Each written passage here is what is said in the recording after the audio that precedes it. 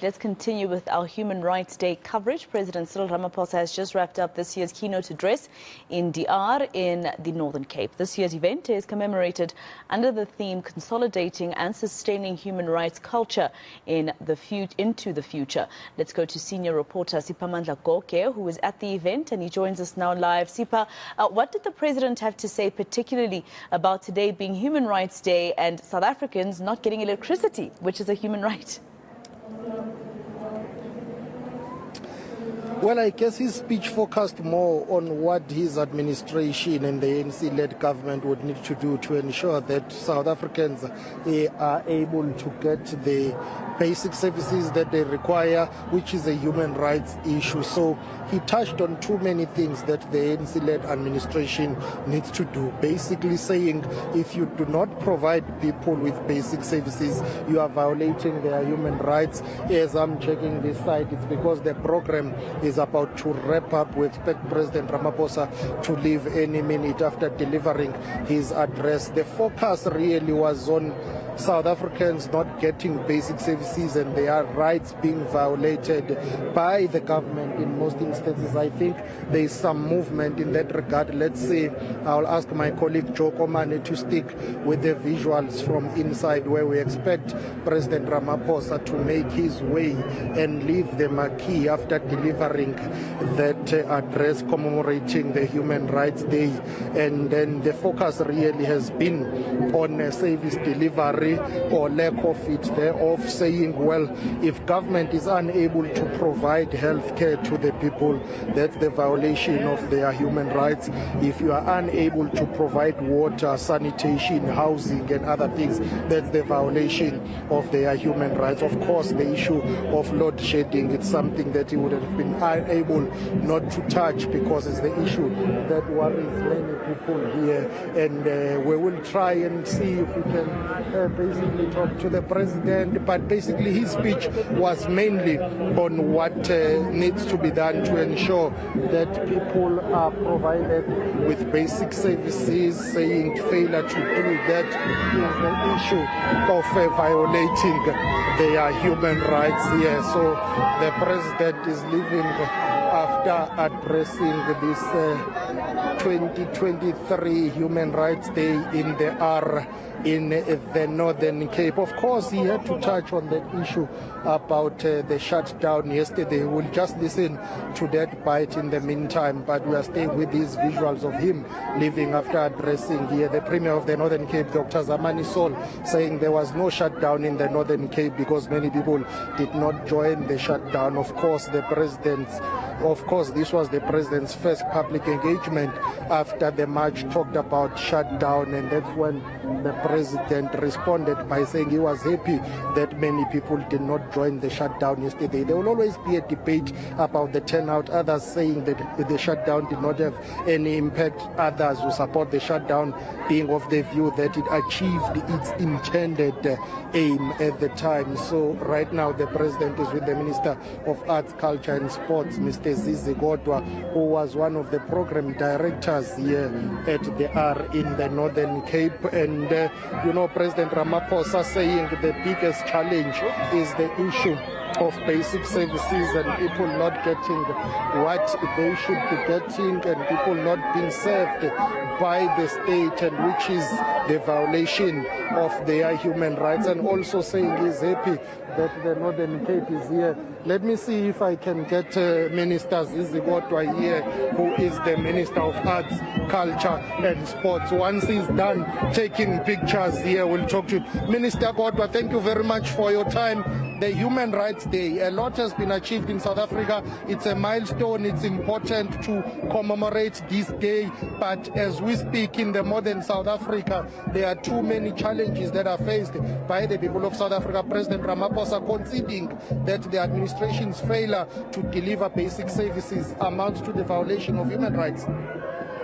Well, there are certain things that we must appreciate. We are celebrating, we are commemorating this Human Rights Day during very difficult times in the country. One of which, if we look at infrastructure, for example, the critical infrastructure in this area, is that once we succeeded to open up access, whether with water, with electricity, but we did not expand the infrastructure. to include the historically excluded people. Hence, therefore, you'll find these knock-off effects in the infrastructure. We must accept, for example, on the issue of education, we were able to open the doors of learning. But in reality is that we don't have much universities to admit the numbers, good numbers that passed last year. One university, for example, has got a 4,000 space of learners. But 40,000 people applied to that university. Should have built more institutions by now. All what I'm saying is that you've got contending challenges in the country. You build in universities, there's unemployment in this country at the same time, as well as your economy is not growing and doing well. So what do you do? So that is a balancing act as the difficulties we face as a country we face. But Minister Godwa, you were given an electoral mandate to change that, not to complain about it. We're not complaining. We're simply telling you the reality. We're not hiding. We can't hide the reality from you, and because you are the conduit to which we communicate to our people. That yes, there are certain things that we have done, but new challenges have emerged over a period of time. Some of those challenges are just mentioned now. But we've got many people what we well in terms of basic education, but now the higher tertiary, it cannot admit them because there's no space. The state is unable to protect South Africans. Violent crime is a very serious issue, and it takes away the right to life. Surely something has got to give. This rampant violent crime in South Africa, the levels must be reduced. It cannot go on like this. I cannot agree with him more. And I think, I can't speak on behalf of the security cluster now, but I'm aware there is a plan to deal with issues of violent crime against women, against just conduct crimes in the country. I know people will talk about what happened yesterday. That's something what I can't comment about. But I think, as far as I know, there is a plan, appreciating that there are levels of crime which are not acceptable in the country that will be being dealt with. I know you say you can't talk about what happened yesterday, but there are those who are concerned about what they perceive to be the heavy-handedness in responding to that protest or stay away by the EFF. Well, I have no comment to make from the point of view of the security of the country, except to say South Africans must expect more of what they saw yesterday, just in terms of security, availability, and the deployment. And it's something that they will welcome because they are under siege. But let's talk about the arts and culture aspect of these human rights. Some people are saying history is being distorted. What is your department doing to ensure that days like this are properly commemorated, but most importantly, that history is not distorted? Look, whilst we are talking about the issues that the president would have raised, and I can't comment about, one of the human rights violations in this sector is arts and culture. There's still a lot of commercial exploitation. People work beyond 8 hours. I mean, there are no benefits and all of that. And if you look at subsectors such as modeling, for example, people still get exploited. One of the immediate things I need to do is to meet with production companies and make sure that we deal with these issues, because that exploitation is not recognized. Many South Africans, they don't even identify that exploitation. It's people who go and they don't know where to go. I have a responsibility as an executive responsible for that department to make sure that the economy of sport, the economy of arts and culture is not exploited by elites. The ANC-led government was meant to change that, the exploitation of people. That's why there are two bills that are before Parliament now: the Performance Amendment Bill and Copyright Bill. They will end exploitation in the sector. Minister Zizi Kodwa, thank you very much for time. That's Minister Zizi Kodwa, who's the Minister of Arts, Culture and Sport, basically reflecting on today's commemoration of the Human Rights Day, saying, well, more needs to be done to ensure that exploitation, particularly in the arts and culture sector, is dealt with. Let's take a listen to what the President said about the violation of human rights and the state's inability, in some instances, to provide basic services to the citizens of this country. Many of our forebears fought for the rights that we have enshrined in our Constitution. This is also a day on which we look to the future.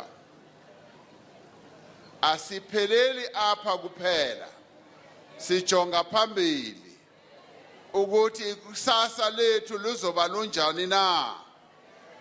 And we reaffirm our pledge not only to safeguard and uphold these rights at all times, but to strive to ensure that all people may exercise these rights to their fullest. As you have said, Reverend Nissen, We should exercise these rights and leave no one behind.